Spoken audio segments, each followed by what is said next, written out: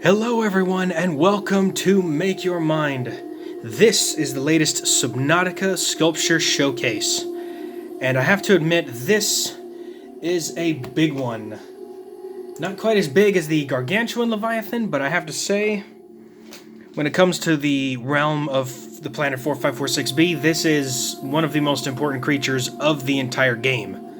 Now, real quick, spoiler alert for anyone who had not played the game, but, I mean, come on. It's been 4 years since the game came out. If you haven't played it by now, sorry, you're about to get spoiled. But there was one creature in all of 4546b that was capable of stopping the entire Kharaa infection that basically wiped out most of the life on the entire planet, including the precursors that came before. And this is, without question, one of the most pivotal creatures in the game, because it's the one creature that allows you the opportunity to not only cure yourself of the Kharaa infection, but also to finally have the means to disable the gun and leave the planet.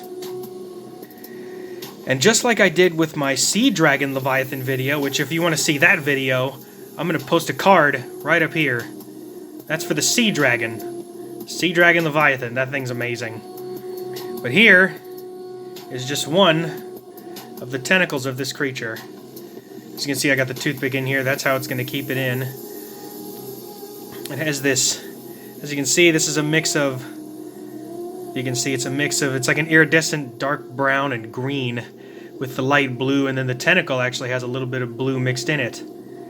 But this is just one tentacle. Let's go ahead and show off the rest of the creature, shall we? Let me introduce the Sea Emperor Leviathan.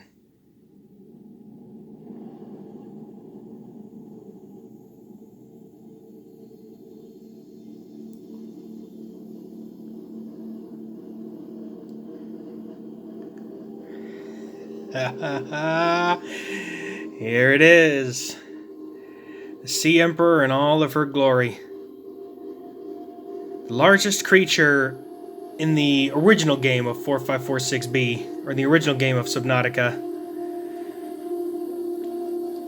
She may be the largest creature on the planet, but she is also the most intelligent and also one of the most docile. She has the ability to speak telepathically to the player, and she's the one that gives you the hatching enzymes in order to give birth to her babies, in order for her babies to hatch from their eggs.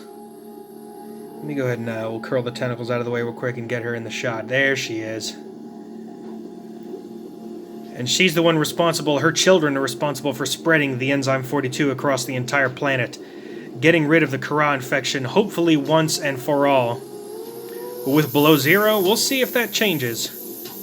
But as you can see, this thing is just absolutely magnificent. The head was the hardest to figure out. I had to look at a couple of pictures off the wiki. She has these mandibles that kind of that stick to the side of her head like that, with this sort of beak. And she has this, oh come on camera, zoom in, there we go.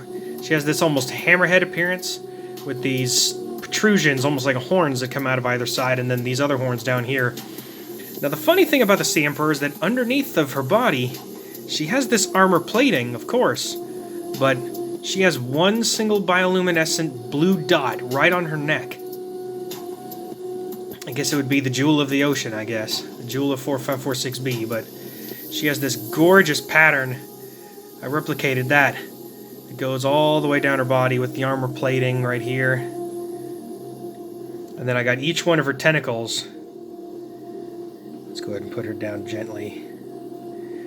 She has these long sort of flippers that have these almost like serrated protrusions on it, almost like a knife or something, but it's just flippers to help her swim. But now that the Sea Emperor is here, we have to finish the sculpture. So what I got to do now, just like I did with the Sea Dragon, I have to install the final tentacle, which I will be doing here for all of you. So let's go ahead and, as you can see, look at all of these. I got all the feelers underneath of each one of these tentacles with the blue, and each one of these has the bioluminescence underneath, just like how she is in the game.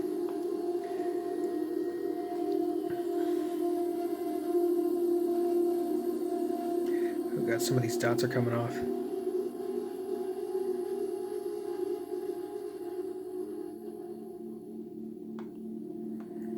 go. Let's move this one out of the way.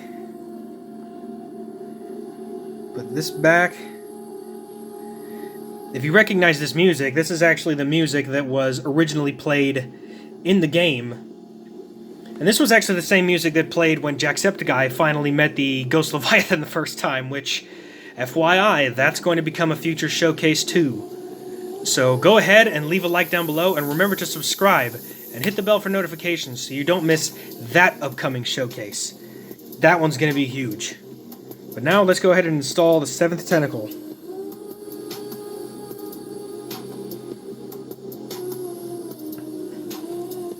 Alright, let's get all the tentacles lined up. Oh, these little dots, this wax space clay is very, very tough to work with.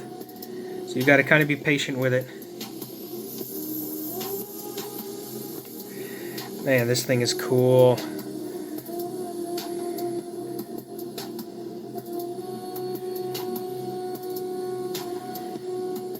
And there we have it. We have all the tentacles, and her 7th tentacle is slightly longer and bigger than the rest of them. So as she's swimming around in the primary containment facility, she's just cruising along, and you see all these tentacles behind her as she flows through the ocean. One of the cool things is that when you hatch her juveniles, you actually get to see them when they eventually grow up and become adult Sea Emperors. And you see them swimming around different parts of the biome as you are in the process of building your Neptune rocket. Look at that! I just love the color palette. I got the sort of iridescent blue, brown and green with the blue. It just looks so cool. But let me go ahead. I'm actually going to do a couple of quotes here from the wiki.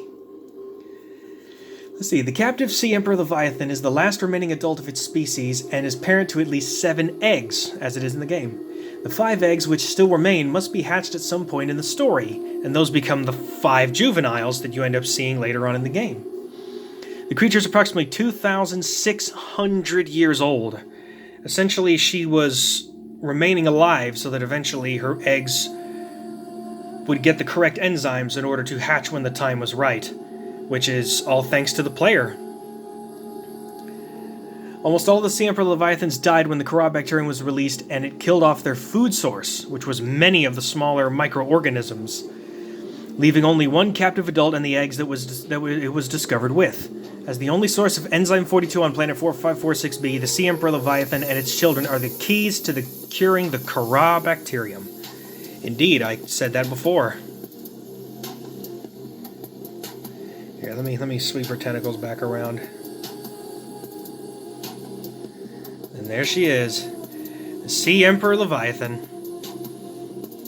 Truly a magnificent creature, and sad to say that the original Sea Emperor ends up not surviving. Once her eggs hatch and then leave the primary containment facility through the warp gate, she eventually perishes, but her offspring lives on, and as she says, maybe one day we'll meet her again as an ocean current, or a creature so small that it can see the gaps between the grains of sand. What a truly wondrous animal this is. And gosh, if anybody hasn't even played the game Subnautica and they've watched my videos, I mean, what are you doing? Play the game.